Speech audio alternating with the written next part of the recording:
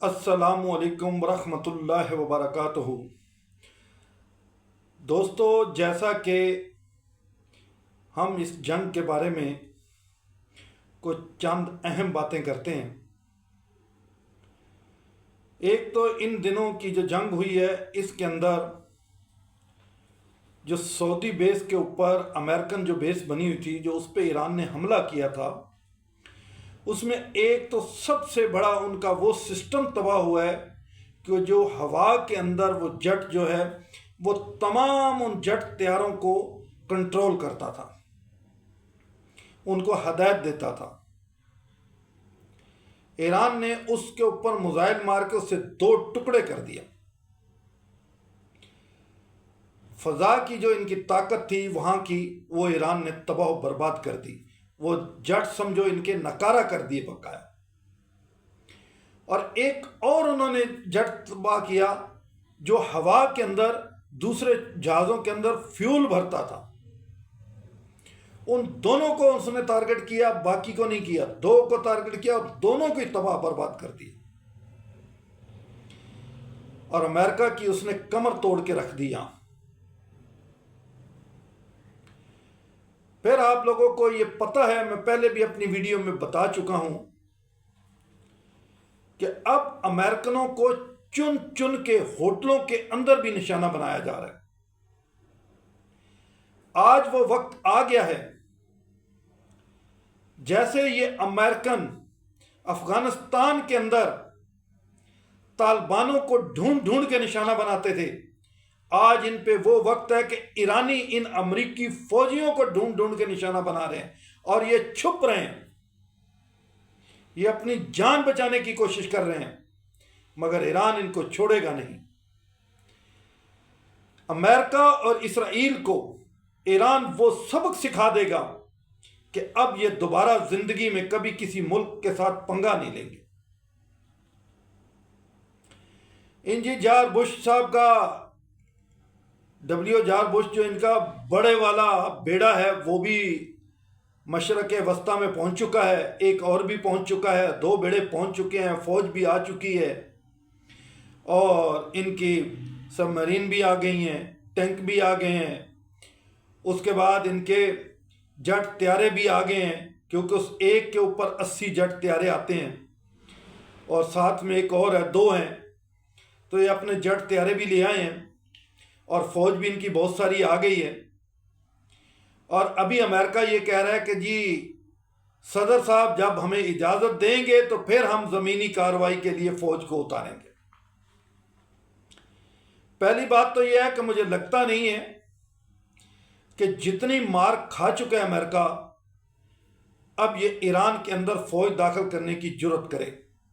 और अगर इसने ये गलती कर दी या उनके जजीरों पे ही फौज कहीं पहुंचा दी, तो फिर ये समझ लेना कि अमेरिका के कोने कोने के अंदर जो है ताबूत जाएंगे।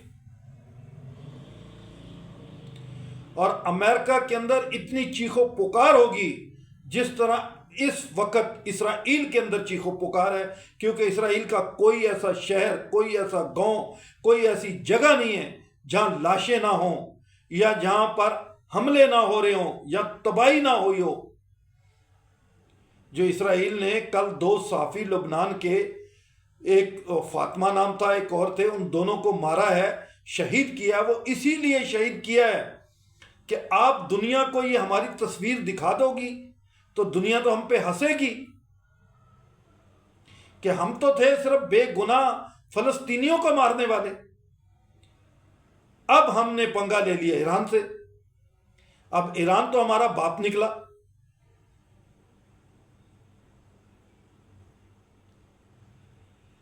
अब उन यहूदियों का ये आलम है कि सायरन बजते ही हर चीज फेंक के भागना शुरू कर देते हैं, बंकरों में छुपना शुरू कर देते हैं। क्या जिंदगी है इनकी! इस जिंदगी से तो बेहतर है इन लोगों को मर जाना चाहिए। अगर जीने का असूल देखना है और जीने का किस तरह जिया जाता है वो देखना है, नमूना देखना है, तो ईरान के अंदर देखो, बमबारी भी तुम कर रहे हो, दोनों ममालिक मिल के बमबारी कर रहे हो और तकरीबन को 90,000 इन्होंने जो है वो बिल्डिंगों को नुकसान पहुंचा चुके हैं। लेकिन और कितने स्कूल तबाह कर चुके हैं, कितनी यूनिवर्सिटियां तबाह कर चुके हैं, ग्राउंड तबाह कर चुके हैं। कोई पब्लिक ऐसी जगह नहीं है पब्लिक की, आम पब्लिक की, जो इन्होंने तबाह नहीं की। ये आलमी कानून के खिलाफ हर चीज कर रहे हैं, लेकिन कोई इनको पूछने वाला नहीं है। ये एक किस्म की आलमी दहशत गर्दी कर रहे हैं, मगर इनको कोई भी नहीं पूछने वाला। कौम मुत्तहिदा आज मुर्दा हो चुकी है। कौम मुत्तहिदा का ज़मीर जो है वो मर चुका है। वो अब इन जालिमों से नहीं पूछ रही कि तुम बेगुनाह शहरियों को क्यों कत्ल कर रहे हो, क्यों इनको शहीद कर रहे हो, क्योंकि वो तो खुद इनके गुलाम हैं। वो कैसे पूछेंगे अपने आका से। और डोनाल्ड ट्रंप जिस दिन से ये जंग लगी है, उसके दूसरे दिन से उसने झूठ बोलना शुरू किया है, और आज तक वो झूठ की मशीन जो है वो जारी है, वो रुकी नहीं है। मैंने अपनी पहले वीडियो में बताया था, ये झूठ बोल के, जब पिछले दिनों में इसने मुज़ाकरात की बात की, तो ये झूठ बोल के अपने ऑयल की प्राइसेस जो है उसको कम करना चाहता था, और कोई मकसद नहीं था।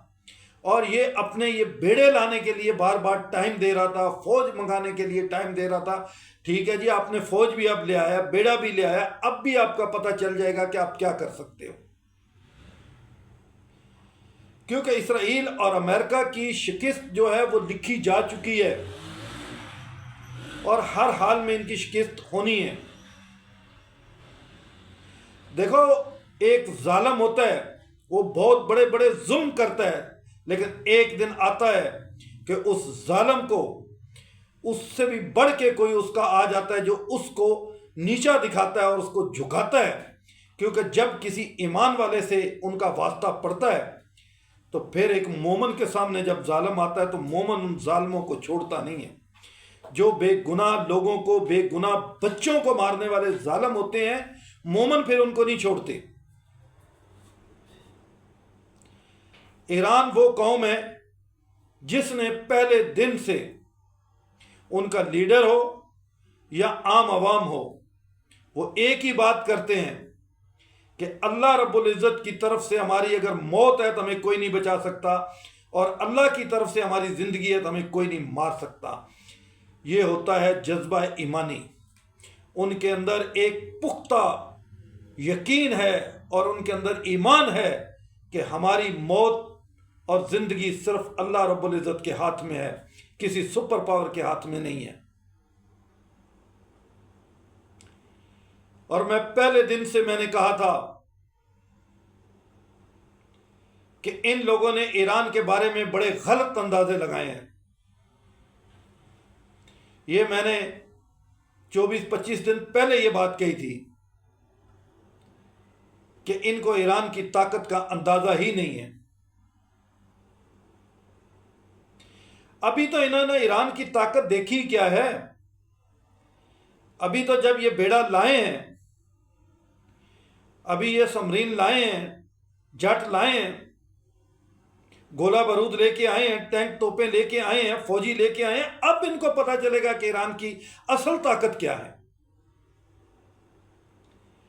ये तो अभी उसने खाली इनको टेलर दिखाया, अभी फिल्म तो बहुत बाकी है। ट्रम्प साहब, फिल्म पूरी देख के जाना, आधे में ना भाग जाना, क्योंकि ये फिल्म बनाई तुम्हारे लिए और तुम इस फिल्म को पूरा देख के जाना। और हर मुसलमान इंतजार कर रहा है, तेरी शिकस्त का इंतजार कर रहा है। और जिस दिन ये भागेगा, उस दिन मुसलमानों की फतह का दिन होगा।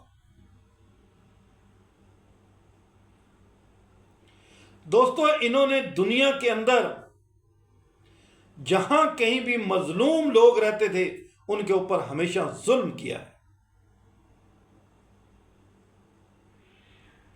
इनकी तारीख उठा के देख लो, हिस्ट्री उठा के देख लो, इन्होंने हमेशा बेगुनाह मुसलमान लोगों को कत्ल किया। बेगुनाह इंसानियत का कातिल हैं ये लोग।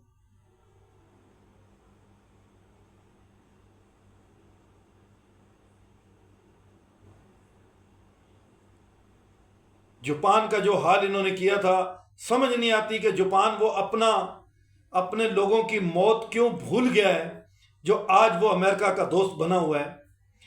जापान का जो इन्होंने हाल किया था, अगर जापान वालों के अंदर भी इंसानियत होती, वो किसी हालत में एक कुत्ते को गले लगा लेते, लेकिन इनको गले ना लगाते। मगर ये दुनिया मुफाद परस्त हो चुकी है, अपने मुफाद की खातिर सब कुछ भूल जाती है।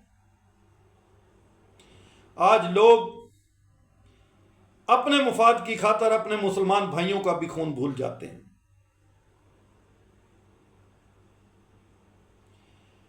आप यूएई को ही देख लो कि वो आज यूक्रेन से मुआहदे कर रहे हैं, कतर वाले भी यूक्रेन से मुआहदे कर रहे हैं। यार तुम लोग उनसे मुआहदे करने की बजाय तुम अमेरिका को अपने मुल्क से निकाल दो, तुम्हारे पे ईरान हमले ही नहीं करेगा। दुबई का तो खास करके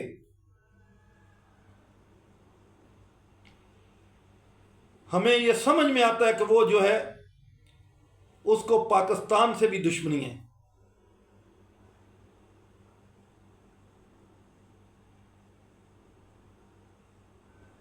क्योंकि जब से मियां नवाज शरीफ ने ग्वादर का काम शुरू किया था, तब से दुबई को हमारे से दुश्मनी हो गई थी। क्योंकि ये मुल्क नहीं चाहते कि पाकिस्तान तरक्की करे, पाकिस्तान अपने पांव पे खड़ा हो जाए। और ये तो हमारे अपनी बदकिस्मती है कि हमारे मुल्क के लोगों ने उस सी पैक को रुकवा दिया, उस सी पैक को लेट करवा दिया, उस वहां का जो नक्शा था उस नक्शे को चेंज कर दिया।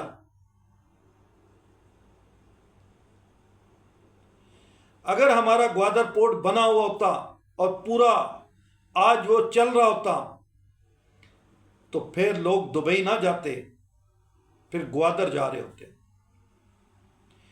क्योंकि नवाज शरीफ से जो चाइना का मुआहदा था वो फ्री पोर्ट बनना था, और चाइना पूरी दुनिया में वो जो माल सप्लाई करता है वो ग्वादर से करता। अब अंदाजा करो कि ग्वादर के अंदर हर दुनिया के कोने कोने से लोग आते अपनी खरीदारी करने के लिए। वहां का नक्शा दे था कि वहां वेयर हाउस बनने थे, बड़े बड़े होटल्स बनने थे, बड़े बड़े पार्क्स बनने थे, मगर अफसोस कि वो सब कुछ रास्ते में रह गया।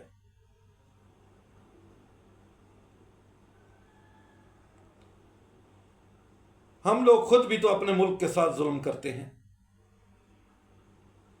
बाहर के तो दुश्मन हैं ही हैं, हमारे अंदर भी तो दुश्मन हैं।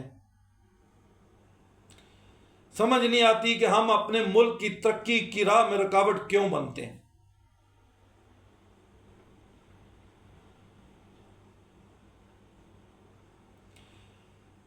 ये बाकी जितने अरब ममालिक हैं, इनको आज भी होश के नाखन ले लेने चाहिए और अमेरिका के अपने मुल्कों से अड्डे खत्म करवा दें।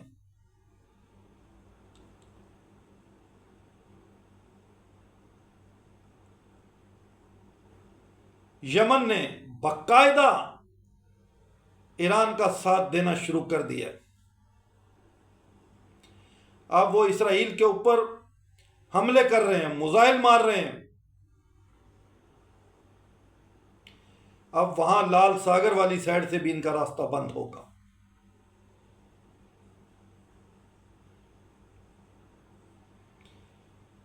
और अभी इनको हर जगह से घेरा जाएगा।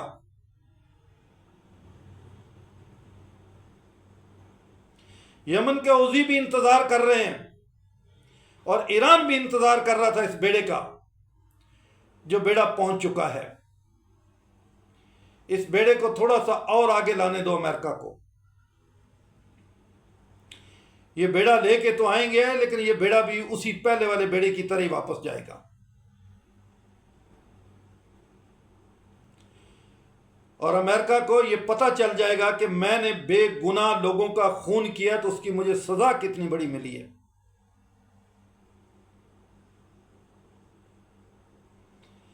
और ये मैं आज बता दूं, इसराइल अगर पूरा खत्म नहीं हुआ तो इसराइल इस काबिल हो जाएगा, इस तरह बन जाएगा कि समझो खत्म ही है। फिर इसराइल में हिम्मत नहीं रहेगी कि वो किसी भी ग्रोह से भी मुकाबला कर सके।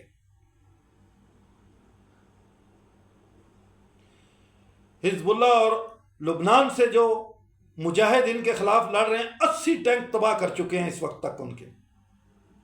और जो जदीद तरीन टैंक है, 22 टैंक आज इन्होंने तबाह किए हैं, जो जदीद तरीन टैंक हैं इनके फौजी भी हलाक हुए हैं।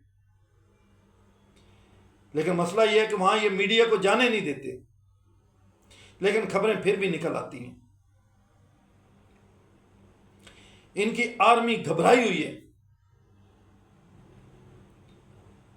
पुलिस घबराई हुई है, अपने एहतजाज करने वाले लोगों को मार रहे हैं।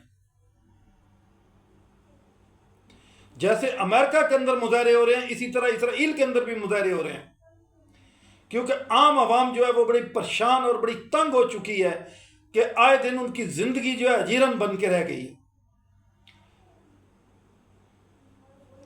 उन लोगों को भी आज सबक मिल रहा होगा। वो लोग भी बड़ा जो है, गज़वा के अंदर जब मासूम बेगुनाह शहादतें होती थी तो वो बड़ी खुशियां मनाते थे।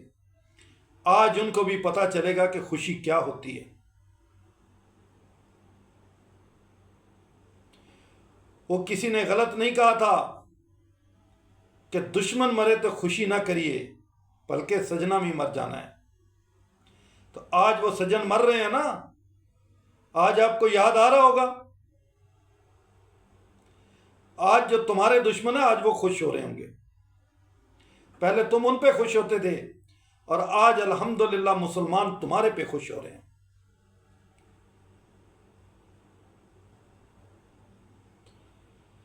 और 4 वजीर खारजा जो पाकिस्तान के अंदर तशरीफ लाए हैं, उनका बहुत अच्छे तरीके से इस्तकबाल किया गया है। और पाकिस्तान की नेक नीति यहाँ से दुनिया को पता चल जाना चाहिए कि पाकिस्तान बिल्कुल अपनी नेक नीति से काम कर रहा है और वो चाहता है कि किसी न किसी तरह ये जंग रुक जाए और इस जंग के अंदर जो नुकसान हो चुका है और मजीद आगे मजीद नुकसान ना हो। अमेरिका को भी सोच लेना चाहिए कि तुम्हारे मुफाद में भी जंग बंद हो जाए तो तुम्हारे मुफाद में है। आज भी ईरान की शर्तें मान के इज्जत से वापस चला जा तो बेहतर है, वरना फिर यह होगा कि लाशें लेके जा रहा होगा तो लाशें भी क्या लेके जाओगे, लाशें छोड़ के भाग जाओगे जो बचोगे।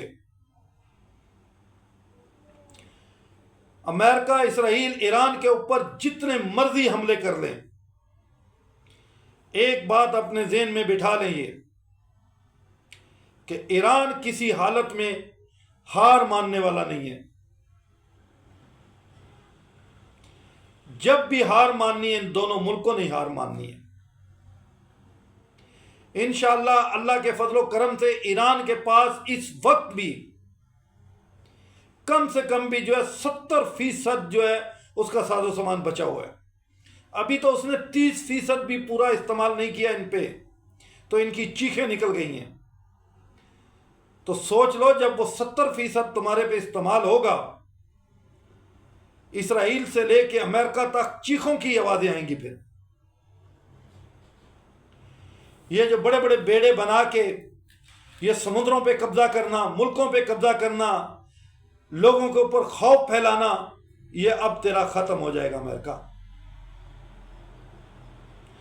इस दुनिया में भी खत्म हो जाएगा और तेरे अपने मुल्क में भी तेरा खौफ खत्म हो जाएगा। अब तुम्हारा मुल्क भी जो है तुम्हारे खिलाफ खड़ा हो गया।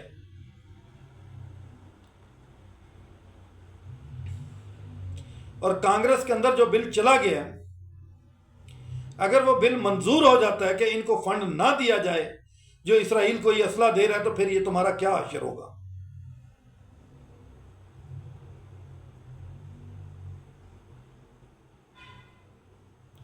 अब पूरी दुनिया में कुत्ते की तरह तू घूम रहा है, हर किसी के आगे दुम हिला रहा है कि यार तुम मेरे वफादार बन जाओ, तुम मेरे वफादार बन जाओ, तुम मेरा साथ दो, मगर कोई तेरा साथ देने वाला नहीं है। क्योंकि जालिम आदमी का जब साथ छोड़ते हैं लोग तो फिर दोबारा उसका साथ नहीं देते। और जो लोग आज भी जो आर्मी चीफ इस्राइल का साथ देने की बातें कर रहा है, वो पहले ये सोच ले कि तेरा मुल्क कितना का है।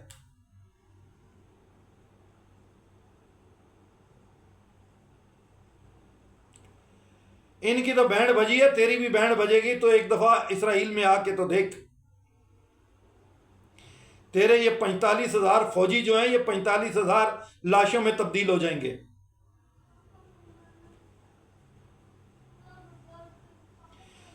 तुम लोगों का मुसलमानों से वास्ता पड़ा हुआ है।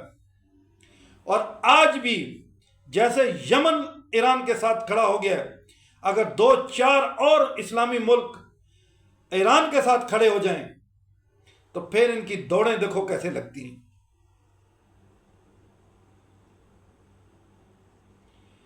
और पाकिस्तान ने धमकी इस्राइल को दी है और तकलीफ और चीखें जो है भारत में निकल रही हैं, क्योंकि अम्मा अब्बा का रिश्ता जो हुआ, उनका बाप को, उसको इंडिया ने बाप जो बनाया हो, जाहिर है जब बाप को तकलीफ होगी तो मां, इनकी मां को भी तकलीफ होगी। पहले तो इनकी गाय जो है वो मां थी, अब इनको बाप कोई नहीं था, अब इस्राइल बाप भी मिल गया। और जो तुम लोग ये बातें करते हो ना कि पाकिस्तान गीदड़ भभकियां, पाकिस्तान ऐसे खाली धमकियां दे रहे हैं, पाकिस्तान तुम्हें भी उस टाइम धमकियां नहीं दे रहा था, तुम भी बड़े जो है ना धमकियां दे रहे थे। पाकिस्तान ने एक ही बात कही थी कि होश में आ जाओ तो बेहतर है, नहीं तो तुम्हारा मुंह तोड़ दूंगा। और पाकिस्तान ने तुम्हारा मुंह तोड़ के तुम्हें दिखाया कि ऐसे मुंह तोड़ते हैं। तुम तो बातें करते थे हम घुस के मारेंगे, तुम तो घुस नहीं सके, हम पाकिस्तानियों ने घुस के अंदर मारा इंडियन को। और जो तुम लोग कहते हैं ना इतना बड़ा मुल्क हमें कोई नहीं पूछता, तो याद रखो एक साइड पे गोबर के बहुत बड़े ढेर अंबार लगा हो और एक साइड पे 1 किलो सोना पड़ा हो, तो वो गोबर की कोई कीमत नहीं है, उसे 1 किलो सोने की कीमत है। आज इंडिया और पाकिस्तान में ये फर्क है, तुम वो गोबर हो और पाकिस्तान वो सोना है। इसलिए पाकिस्तान की कदर है, गोबर की कोई कदर नहीं होती। तुम गोबर हो और सारी जिंदगी गोबर ही अब रहोगे। ये अपने आप को विश्व गुरु कहने वाला जो सिलसिला है वो बंद हो गया तुम्हारा। झूठ का अपना एक नारा लगाया हुआ था, झूठा बयानिया बनाया हुआ था। मुझे तो यह नहीं समझ में आती कि इन लोगों को कोई मतलब ना अपनी कौम का है ना अपने मुल्क का है, किसी चीज का नहीं है। झूठ पे झूठ, झूठ पे झूठ बोलते हैं। मुझे तो ऐसा लगता है कि जिस दिन ये इंडियन चैनल के एंकर, तज्जिया निगार जितने भी हैं, मेरा ख्याल है ये कोई झूठ वाला दिन था जिस दिन पैदा हुए थे। और इनको गुड़ती भी जो दी गई थी वो झूठ की चिटाई गई थी कि तुमने बड़े होके झूठ बोलना है, सच नहीं बोलना। पूरे इंडिया के अंदर अगर सही मायनों में मानते हो तज्जिया निगार, तो सिर्फ को गिनती के 8 के 10 तज्जिया निगार हैं बस, जो सही और सच बताते हैं। बाकी गोदी मीडिया जैसे उल्टे सीधे सब झूठे, मक्कारियां, झूठ, फरेब, अपनी आवाम को बेवकूफ बनाना, क्योंकि मोदी से पैसा मिलता है इनको। कुछ पैसे पे बिके हुए हैं और कुछ मोदी ने वैसे धमकी दी हुई है इनको कि अगर तुम लोगों ने सच बोला तो फिर तुम्हारी खैर नहीं है। हे बेचारे मजबूर है। हम लोग जो कहते हैं ना कि इंडिया मीडिया वो झूठ बोल रहा है, यार उनको कितना क्यों झूठ बोलते हैं, वो बेबस मजबूर हैं। उनको धमकी मिली हुई है और कुछ लोगों को पैसा दे के उनका मुंह बंद किया हुआ है, अपने सच नहीं बोलना, झूठ बोलना है। ये है अमेरिकन इंडियन मीडिया की औकात। को गिनती के 1-2 चैनल हैं जो सच बोलते हैं, बाकी टोटली झूठ के ऊपर बने हुए हैं। परवीन सुहाना जैसे कोई एक चंद लोग हैं जो सच्चे और हकीकी तज्जिया निगार हैं, जो सच बोलते हैं, नहीं तो बाकी ने सब ने कसम खाई है झूठ बोलने की। तो बड़े और छोटे का मैंने आपको फर्क बता दिया है कि बड़े और छोटे की कीमत में क्या फ़र्क होता है। अब आप लोगों को मेरा ख्याल है अपनी औकात का अंदाज़ा हो गया होगा। अब मज़ीद मेरा ख्याल है कुछ कहने की ज़रूरत नहीं है। आप लोग अच्छी तरह समझदार और समझ गए होंगे कि गोबर और सोने में क्या फ़र्क होता है। पाकिस्तान दिन ब दिन इंशाअल्लाह कामयाबियां समेटेगा और तुम दिन ब दिन जलते रहो। हम तुम्हारे जलन पे खुश होंगे। तुम जितना जलते हो हम हंसते हैं। जब तुम लोग टीवियों पे बैठ के बात कर रहे होते हो तो हम हंस रहे होते हैं। हमें हंसी आती है कि देखो पागल आवारा झूठे आ गए हैं झूठ बोलने के लिए।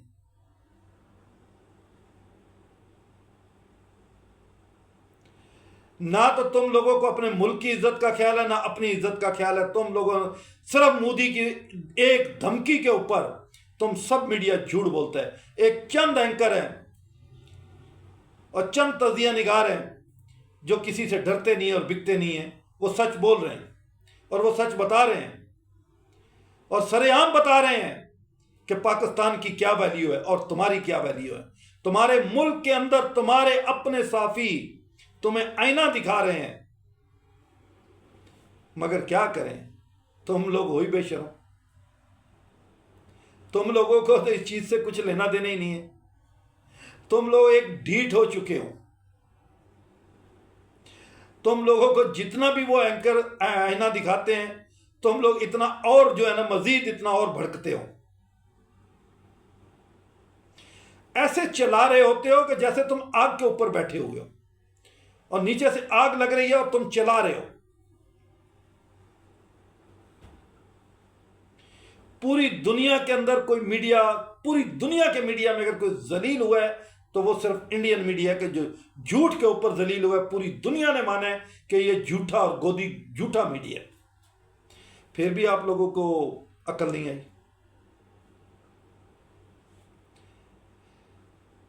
अल्लाह ही हाफिज है आप लोगों का।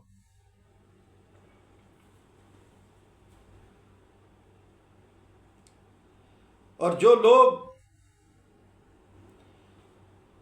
अपने आप को पाकिस्तानी कहते थे और पाकिस्तान के खिलाफ बड़ी आवाजें कसते थे, आज उन लोगों को सोच लेना चाहिए, समझ लेना चाहिए कि पाकिस्तान को अल्लाह ताला ने इज्जत दी है और हमेशा इज्जत देता रहेगा। और आप लोग क्यों बुरे बनते हो? आज भी वक्त है, इस मुल्क के साथ खड़े रहो। अपना सच्चा पाकिस्तानी होने का सबूत दो।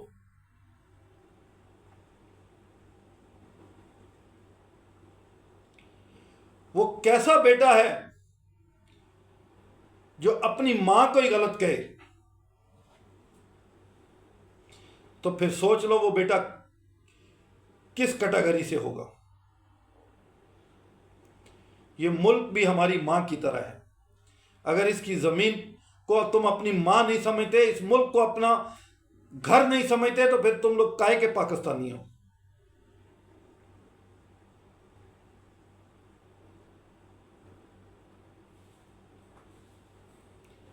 बाकी अल्लाह ताला से दुआ है कि अल्लाह ताला हम सब लोगों को हिदायत दे। और दोस्तों, आप हमारे साथ जुड़े रहें और इस चैनल को सब्सक्राइब भी करें, लाइक भी करें, शेयर भी करें, ताकि दूसरों तक भी पहुंचे।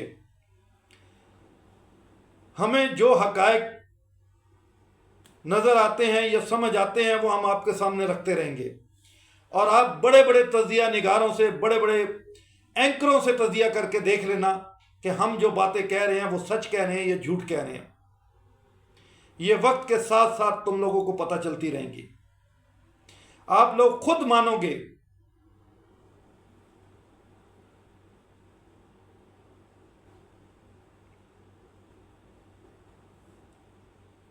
क्योंकि याद रखो, मुसलमान शख्स चाहे एंकर हो या कोई भी हो या कोई बात करने वाला हो, जब किसी मुसलमान को तकलीफ में देखता है तो उसे दुख होता है, वो जज्बात में आता है। वो कैसा मुसलमान है जो अपने मुसलमान भाइयों के दुख और तकलीफ में उसको दर्द नहीं होती? फिर वो भी अपने आप को कहता है मैं मोमन हूं।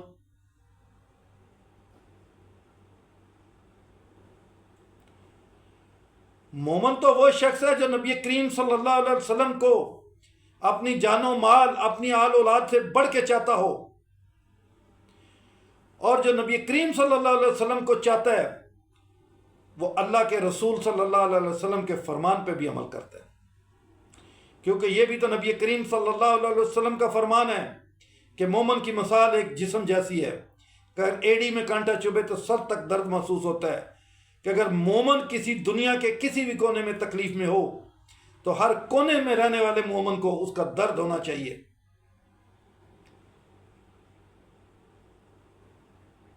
और अल्लाह से दुआ है और तमाम लोगों से मेरी अपील है कि जहां कहीं भी हैं, और तमाम मुसलमानों को चाहिए कि आपस में इत्तेहाद और इत्तेफाक से रहें और आपस में एक उम्मत बन जाएं। हमारे जो बहुत सारे उलमाए इकराम हैं, जो हक के उलमाए दीन हैं, उनको चाहिए कि वो अपना किरदार अदा करें और इस उम्मत को जोड़ें। और पूरी दुनिया के उलमाए इकराम को चाहिए कि उम्मत को ये दर्स दें कि दुनिया में कहीं भी मुसलमान रहता है वो तुम्हारा मुसलमान भाई है। अगर हम मुसलमान आपस में एक हो जाएं तो आप यकीन करो ये यहूदो नसारा जो है तुम्हारा नाम सुन के भागेंगे।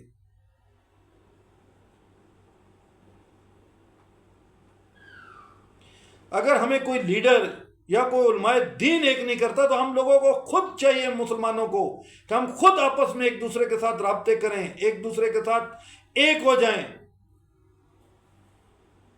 और जहां कहीं मुसलमान तकलीफ में हो उसकी तकलीफ में बराबर के शरीक हो जाएं।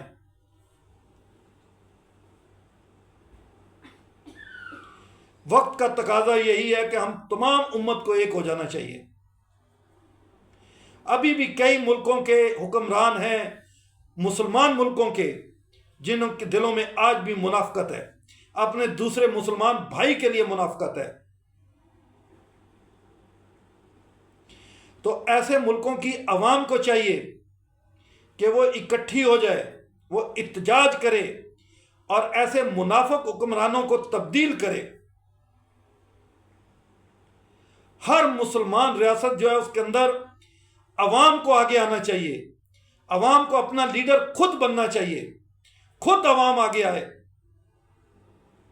और जहां जहां ऐसे मुनाफिक लीडर हैं जो मुसलमानों का साथ नहीं देते, उनको, उनकी अवाम को चाहिए उन पर प्रेशर डाले, उनको घर भेजे, उनकी जगह पे नया कोई इंसान लाए जो अच्छा इंसान हो, जो मुसलमानों का दर्द रखने वाला हो। आज पाकिस्तान खुल के खड़ा है ईरान के साथ, सबके साथ तल्लुकात है पाकिस्तान के, मगर उसने हमेशा, पाकिस्तान ने हमलों की मुज़ाहमत की है। जो ईरान के ऊपर हमले हुए, इसराइल और अमेरिका दोनों की मुज़ाहमत की और खुल के की है। और अल्हम्दुलिल्लाह हमें आज फख्र है अपने इस पाकिस्तानी लीडरशिप पे कि कम से कम किसी से झुकी नहीं, किसी से डरी नहीं है, खुल के मुज़ाहमत की है दुश्मनों की। और आज भी पूरी कोशिश कर रहे हैं, आर्मी चीफ साहब भी और वज़ीर आज़म साहब भी और नायब वज़ीर आज़म भी पूरी कोशिश में लगे हुए हैं कि किसी तरह ये जंग रुक जाए। क्योंकि जंग देखो किसी भी मुल्क के लिए फ़ायदेमंद नहीं होती। दुनिया का कोई मुल्क भी अगर कहे कि मैं बड़ा ताकतवर हूं, जंग मेरे लिए फ़ायदेमंद है, नहीं। जंग हमेशा नुकसान वाली चीज़ है और इन जंगों से हर मुल्क को बचना चाहिए। मगर जब किसी मुल्क पे जंग मुसल्लत कर दी जाए तो फिर जिस मुल्क पे जंग मुसल्लत होती है उस मुल्क को चाहिए कि फिर अपनी ऐसी पावर दिखाए कि सुपर पावर जो है वो अपने कपड़े भी छोड़ के भागती हुई नजर आए।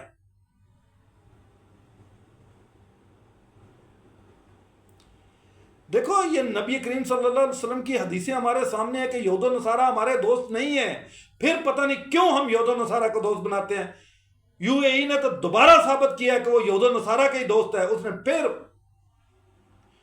यूक्रेन से जाके मुआहदे कर रहा है। अरब ममालिक के बहुत सारे मुल्क अभी फिर जो है वो यूक्रेन से मुआहदे करने लग गए हैं।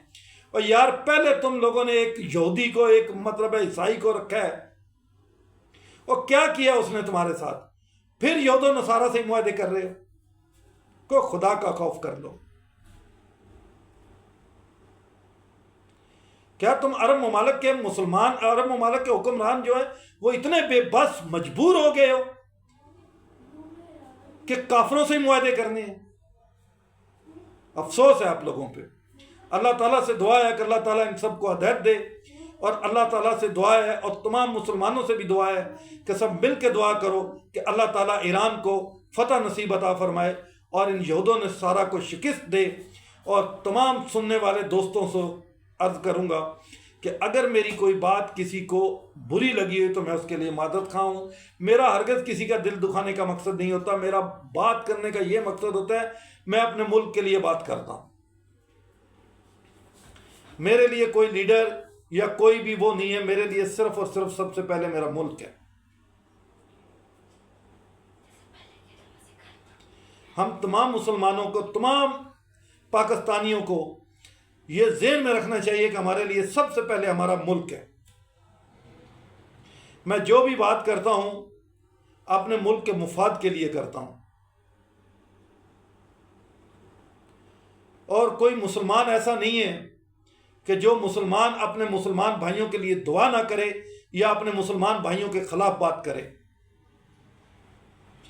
और मुसलमानों को चाहिए कि हमेशा हर तरीके से अपने मुसलमान भाइयों को हौसला दें, और हमें भी चाहिए कि ईरान को हौसला दें। इंशाअल्लाह ईरान ही जीतेगा, हर हाल में ये जंग जो है ईरान ही जीतेगा। अस्सलामु अलैकुम वरहमतुल्लाहि वबरकातुहू।